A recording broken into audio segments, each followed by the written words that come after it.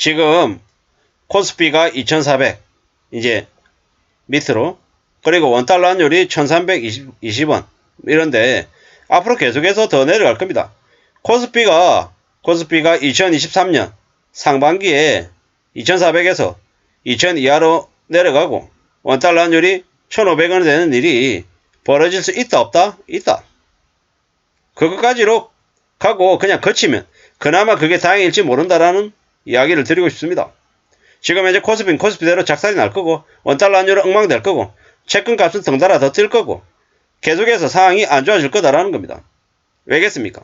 무역수지 적자, 그리고 기준금리 동결, 주요 기업들의 수출 부진, 이러한 것들이 전부 다 영향을 준 탓입니다. 그런데 지금 현재 정부는 어떤 스탠스를 취하고 있습니까? 원화를 약세로 만들어서 수출 기업들에게 더 힘을 부어주기 위한 정책들을 펼치고 있는 것 같습니다.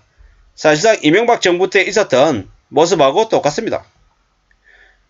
내부 국민들에게는 더 높은 가격으로 소비를 하게끔 하고 상대적으로 해외로 수출하는 건 좀 더 싼 걸로 수출하게끔 해서 이 대기업들의 실적을 채우는 거죠. 내부 국민들의 부담을 담보로 한 실적 개선이라는 거죠. 이미 정책 기조를 그렇게 했기 때문에 국내에 있는 물가 수준은 어떻게 되겠습니까? 더 올라가겠죠. 말로는 이창용 총재 입으로는 지금 5%대지만 하반기 되면 연말 되면 3%까지 내려갈 거다라고 얘기하지만 믿을 수 있습니까? 믿을 수 없죠. 지금의 윤석열 정부가 세금 올리면서 실제로 제품 가격은 못 올리게 억지로 쪼아대고 있는데 그 억지로 누르는 게 과연 가능하겠냐라는 거죠. 하는 짓거리가 뭐냐면 대기업편에 써가지고 판매가 마구마구 올려. 괜찮아. 내 너희들 편이야. 알지? 내가 너희들 편인 거. 이런 식으로 해놓고 국민들이 엄청 항의하니까 조금 이렇게 줄여주는 것처럼 안 올리는 것처럼 분위기 잡고 있는 거죠. 장난치는 거죠. 사람들 데리고 그냥 흉내내는 거다라고 보면 맞겠습니다. 뭐 이게 현실이죠. 앞으로 대한민국에 많은 어려운 일들이 벌어질 것 같습니다. 무역수지 적자가 12개월 연속 적자라는데 이게 현실인데 지금 현재 정부가 경각심을 가지고 아주 우려하고 있는 거 같냐? 아니면 일자리 자기 이미 대통령이 됐고 법무부 장관이 됐고 경제부총리가 됐다라는 우월감에 착각에 빠져 있는 것 같습니까? 열심히 일하는 것 같지 않다라는 겁니다. 그냥 아무 말 대잔치하고 있고 술 처먹고 다니고 쓰레기 짓거리들만 하고 있죠. 그러다 보니까 정순신 같은 놈을 요직에 앉히겠다라고 했다가 이번에 이제 걸려든 거잖아요. 미친 거죠. 막장이죠, 막장. 이게 뭔가 싶은 거죠. 나라 꼴이 개판입니다. 엉망이죠. 이런 나라 꼴이 엉망이라고 제가 욕했다고 또 엄청 두드려 맞습니다. 왜 윤석열 욕하냐고 얘기하고요. 대책 내놓으라고 얘기하고 별놈들이 다 있죠. 참 막장인 쓰레기들이 참 많구나라는 생각을 합니다. 대한민국에 정신 나간 사람도 참 많구나. 그리고 기본적인 예를 아예 그냥 갖추고 있지 못한 인간 막장들이 많구나라는 생각도 들기도 하고요. 이래저래 많은 생각들이 드는데 여러 가지 고민들도 드는 게 사실입니다. 저렇게 경제가 어려워지면 뭐 제가 속해 있는 기업도 주변의 분위기들도 많이 안 좋아질 건데 어떻게 견디지? 어떻게 버티지? 이런 생각들이 사실 드는 게 듭니다. 겁나는 거죠. 겁나는 겁니다.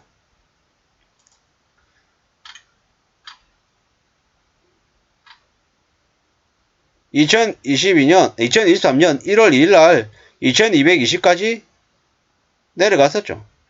아마 그게 금방 내려올 것 같습니다. 이렇게 두고 봐야죠. 뭐 시총 10개 종목 중에서 8개 종목이 하락했다는데 뭐 그 정도로 끝나지 않을 것 같습니다. 뭐 많이 내려갈 것 같다는 거 보면 맞죠. 원달러 환율도요. 뭐 지금 상황이 썩 좋지 않죠. 미국은 3월달에 기준금리 올립니다. 0.25 혹은 0.5% 올리는데 점점 시간이 지날수록 0.5% 올린다라는 전망이 강해지고 있답니다.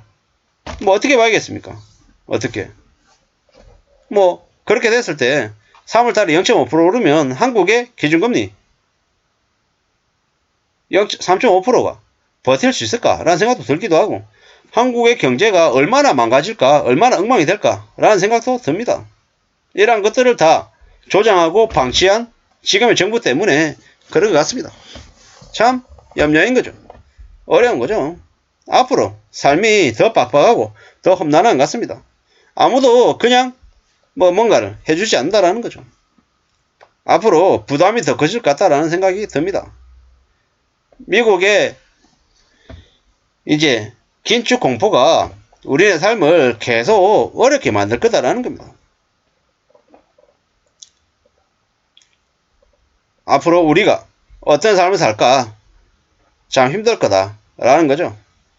함부로 욕심을 부리거나 탐욕, 빚쟁이, 빚을 가지고 뭘 하는 생각은 안 해야 되겠습니다. 빚지고 뭔가를 한다. 이게 얼마나 무서운지 정신 바짝 차려야 되겠습니다. 내가 가지고 있는 걸 지키는 게 얼마나 어려운지 명심해야 됩니다. 내가 가지고 있는 거를 잘 유지하고 지키면서 아주 길게 아주 멀리 내다보면서 조금씩 뭔가를 할 생각을 하는 게 가장 낫겠다라는 겁니다. 뻔하고 지루하고 재미없는 이야기죠. 하지만 실제로 우리가 살아가면서 우리가 정말 황금률처럼 생각해야 되는 게 뭐냐? 손해보지 않아야 된다. 손실보지 않아야 된다. 그리고 최대한 내가 가지고 있는 자산을 지킬 줄 알아야 된다. 그걸 기반으로 해서 거기에서 그 다음에 뭘 좀 더 할지를 생각하는 게 좋겠다라는 겁니다. 앞으로 주가가 많이 내려가고 원달러 환율이 많이 올라가는 건 기정사실인 것 같습니다. 왜냐? 한국의 경제가 더 안 좋아지기 때문인 거고 사실상 지금의 정부가 원달러 환율이 올라가는 걸 용인했기 때문입니다. 그렇기 때문에 더욱더 국내 내수는 아마 많이 안 좋아질 것 같습니다. 국내 내수가 안 좋아지면 어떻게 됩니까? 악순환이 생깁니다. 재고가 쌓이고요. 재고가 쌓이고 소비가 줄어들면 가격을 더 싸게 팔 수밖에 없고 싸게 판다라는 건 만드는 것보다 안 만드는 게 차라리 낫겠다라는 거고 그러면 인력을 또 줄일 수밖에 없고 인력 구조조정하고 인력 줄이면 서민들의 수입이 더 줄어들어서 소비를 또 더 줄이는 그런 악순환의 고리가 계속 이어질 거다라는 겁니다. 근데 그런 것을 깨주기 위해서는 정부에서의 역할을 해야 될 것 같은데 지금의 정부는 서민들 눈에 안중에도 없습니다. 그러니까 주 64시간 이딴 소리 하고 있는 거죠. 오직 서민들보다는 재벌가 척벌가들 가진 자들을 위해서 정책을 펼치는 게 지금의 정부다 라는 말을 절대로 잊어서는 안 되겠습니다. 앞으로 우리의 삶이 얼마나 더 험악해질지 더 숨죽이고 지켜보면서 대응을 해야 될 것 같습니다. 이상입니다.